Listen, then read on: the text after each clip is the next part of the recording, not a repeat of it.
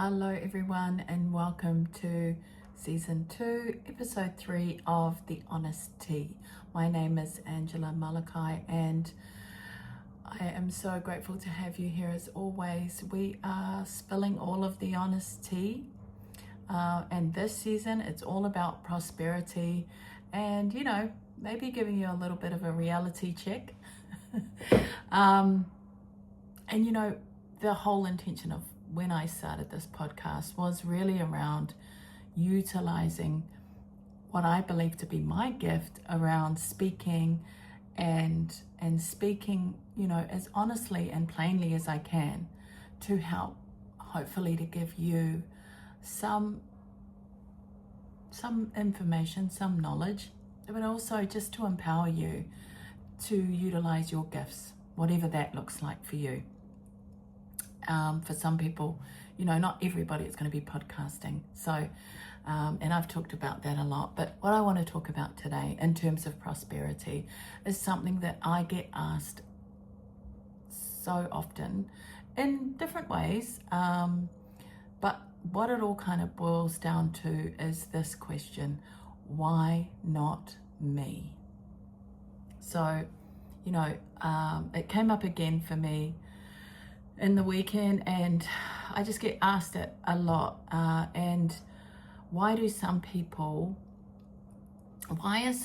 more successful than others? Why do some people receive inspiration and then go out there and make things happen for themselves?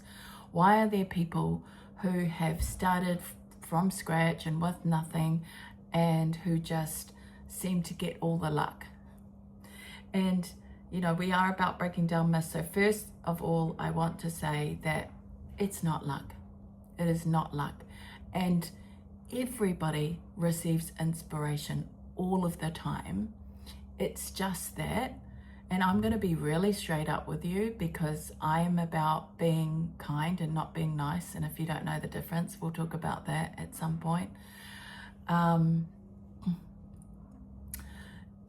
Is that you choose it. You're choosing not to follow your inspiration.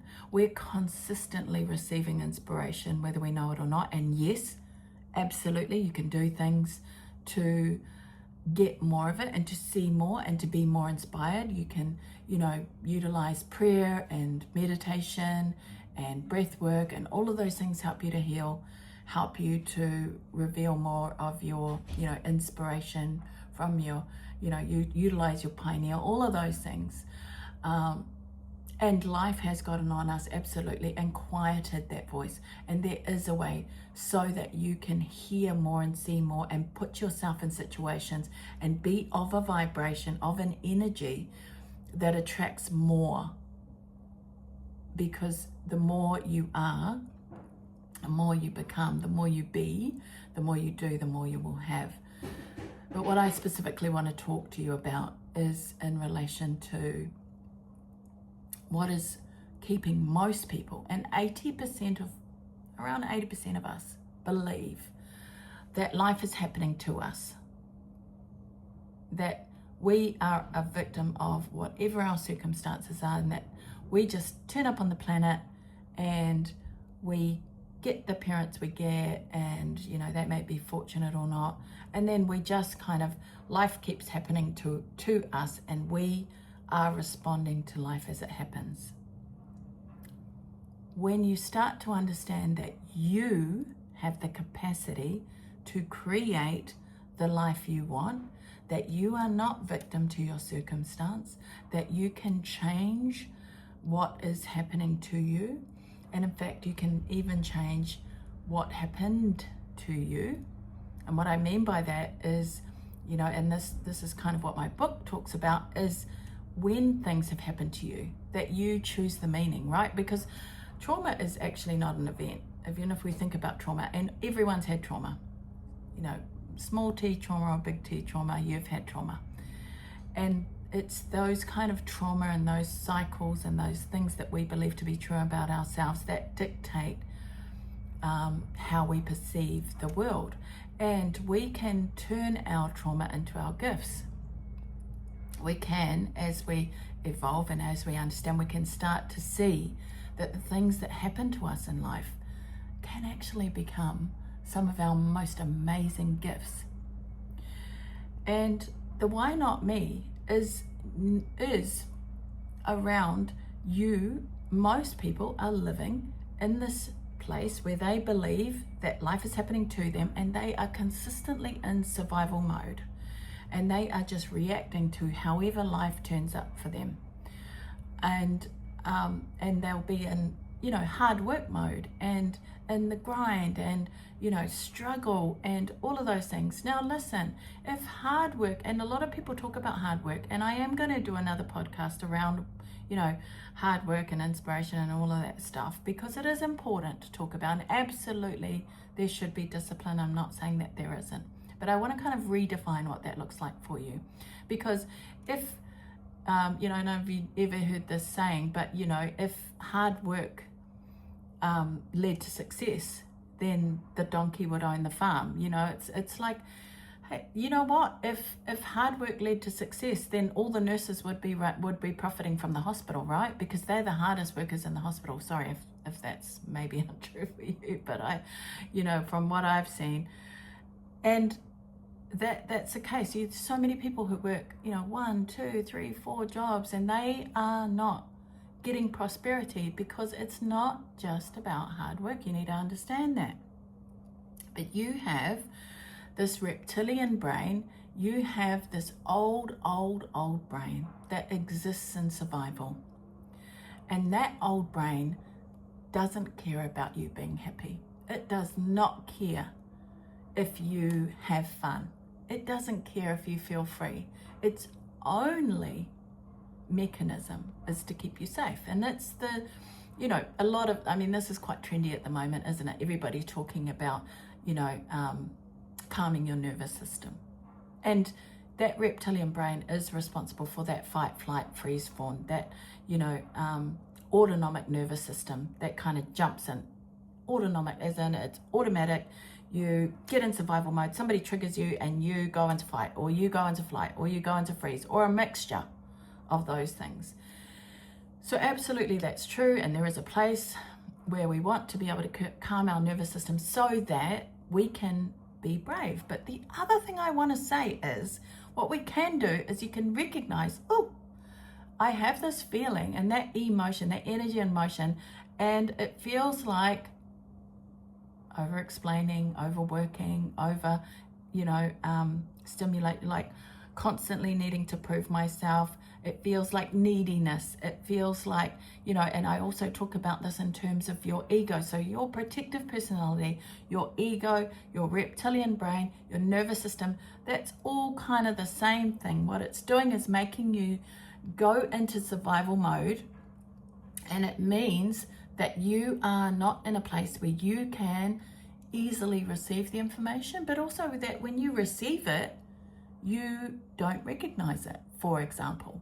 So you might overhear a conversation, somebody may even be giving you some information, having a direct conversation with you, and still you will say, oh no, that information's not for me. You know, because your survival mode jumps in and goes, that reptilian brain, that ego, that, you know, part of you that says, no, let's not do that. Don't you do that because we want to stay safe. Oh, you could never be supported by your pottery making. People would never, you're not smart enough to be a nurse. Your family, you guys are all doctors, and they wouldn't appreciate you trying to be an artist because that's what you love. It's that part of you that wants to keep you small, that wants to keep you in the matrix, that wants to keep you limited, that wants to keep you in your box, right? When we discover our uniqueness, when we can say, I'm brave enough that I'm going to actually step out of my comfort zone and I'm going to do something brave, we start to teach ourselves that there is safety outside of what we're doing right now. that we can still achieve and be safe. And that's how we do teach ourselves. So, for years, the reason why I did so well in my corporate career was not because I'm smarter than everybody else, or much more educated, or any of those things. It was because I was brave.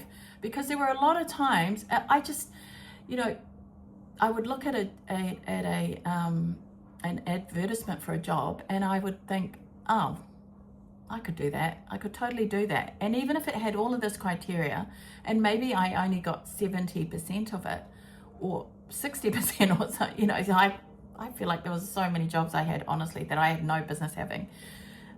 Or I didn't have the qualification. I would still apply, and I would get it.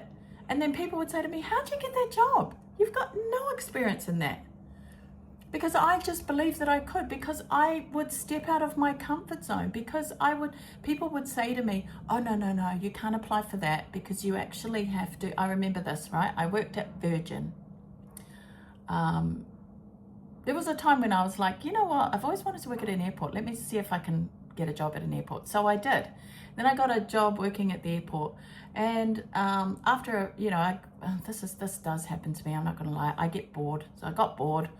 I had pretty much mastered all of the roles at the airport, and then a job came up in head office, and it was quite a good job and all the things.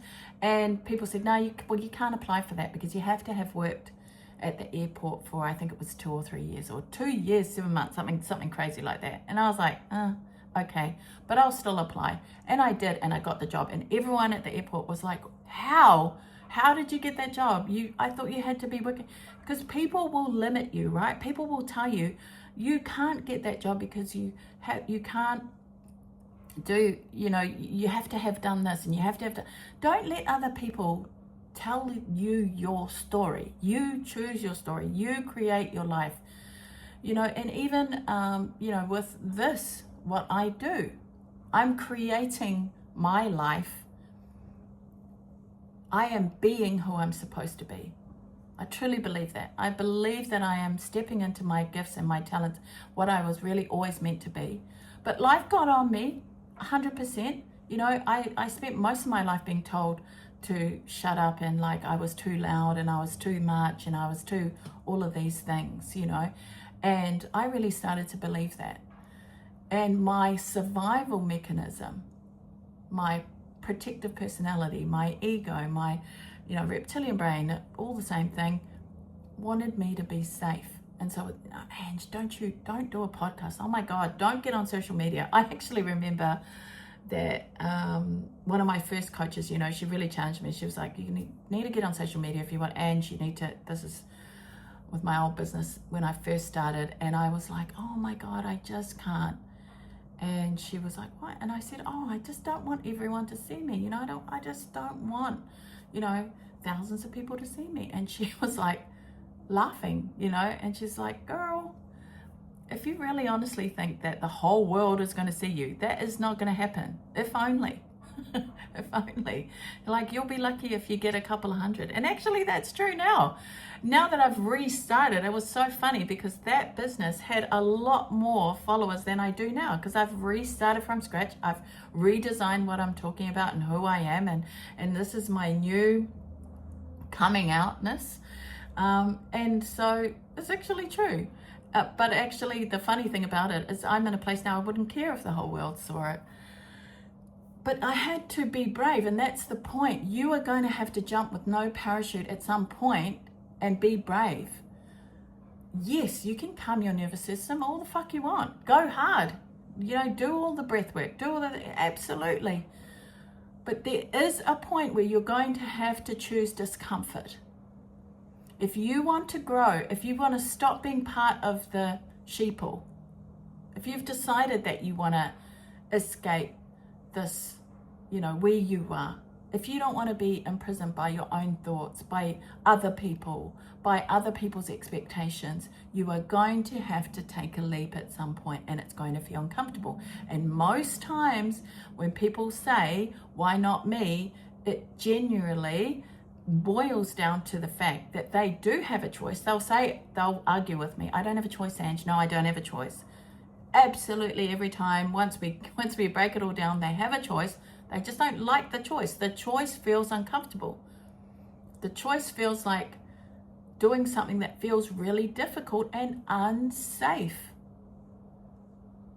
And the best way to grow and to grow into who you are and to start to lead your life, to start to create your life, as opposed to reacting to life as it comes to you becoming the leader in your life, to you creating the life you want, is that you need to step in and be brave at some point.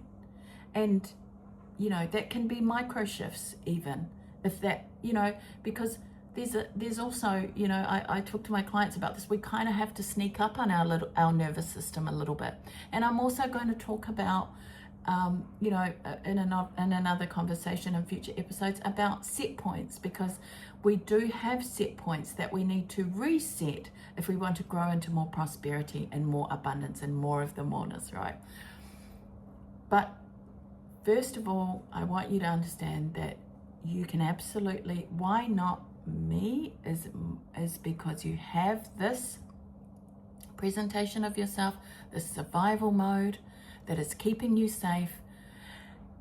You can calm your nervous system 100%. I totally believe that's true. But there is a point that if you want to get into the 1%ers, or even into the, there's probably about 15-20% of people who actually get outside of just responding to life and realize that they are the creators. If you were listening to me, you're a creator. I 100% believe that. You've realized that you can start to create your life, or you're realizing it as you're listening to these podcasts, because you're in the energy of receiving this information. And if you are, and if you're listening, you're on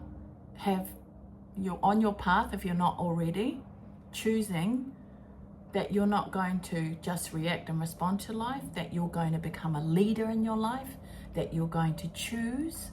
And the other thing is that if you want to achieve, if you want to become more of yourself, if you want to live your personal legend, if you want to, sing your own song, which is what I always talk about, then you are going to need to do something brave that feels uncomfortable. And I know you're like, no, I just want it to be easy, and we all do. But that's what separates us, right? That's what separates us. It separates us from all of the people who are in the masses. If you want to achieve and you want to have, because that's what we all want. We want to be more, do more, have more. We want to be more of ourselves. We want to serve in a bigger way. We want to impact more people. We want to have more happiness, more joy, more freedom. And the way to do that is to start to be brave. That's actually why my first business was actually called Beyond Brave, because that was actually true. Because just beyond the brave, that is where all of the magic lies. Absolutely all of it. So that's all I wanted to talk to you about today. I hope that you found value in what you've listened to today. I'm going to leave you with this same final thought, which is that my prayer for you is that you will heal deeply, lead boldly, and live fully. And I appreciate you for showing up as you are, however you are, whether you're watching it, on whatever platform. Even if it's just one person that I'm talking to, then I so appreciate you. You have no idea. And I'm really grateful. I'm super grateful to be here. Thank you. Mwah.